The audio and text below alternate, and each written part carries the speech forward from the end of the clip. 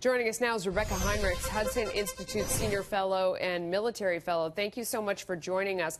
I want to drill down a little bit deeper on this idea of sanctions, because one of the things the president is talking about bringing back is this idea of preventing Iran from banking through SWIFT. And SWIFT is the financial transaction network that allows them basically to buy and sell stuff everywhere around the planet.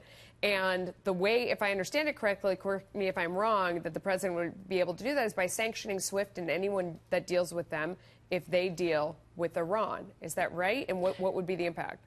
That's right, and the administration is watching SWIFT. They've put them on notice, and they've warned them, do not do business with these Iranian banks. But remember, 80% of Iran's revenue economy is dependent on oil exports. And so these sanctions that go into place that will hit on Monday are in addition to what the administration has already done. And this administration has taken 1 million barrels of oil, Melissa, off the market since June. So this is a pressure campaign that continues to ratchet up. SWIFT will be the next thing. They're keeping an eye on it. But what these sanctions do now takes another gigantic bite out of the Iranian economy to pressure the regime for change. So talk to me a little bit about how effective you think the oil sanctions will be, because we know that basically what they tried to do was flood out as much oil as possible before this went into effect. There are also others that will risk trading with them and buying their oil because they want it and they'll get it at a cheap price and that sort of thing. So how big of an impact do you think it has? I think it's going to be a big impact because there's two things you got to look at: Iranian exports and then the Iranian access to the revenue from those exports, and that's held in these escrow accounts.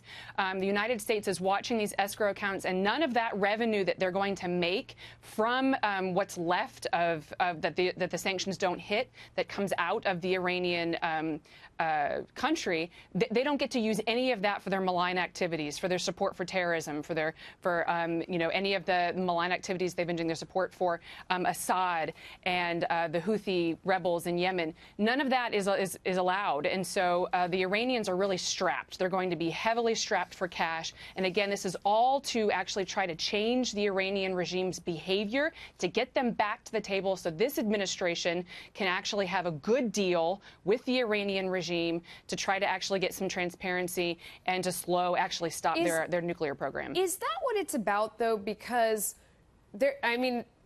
what is a good deal? They're not going to stop trying to have nuclear weapons. They just kind of push it deeper underground. Is it about that, or is it about forcing regime change within the country, that you have, the situation there is so dire that whoever, there have been a lot of people internally, it seems, rising up, although, the information that we get about what's going on inside is hit or miss. What's the end game? That's an excellent question, Melissa. Actually, it's the million-dollar question.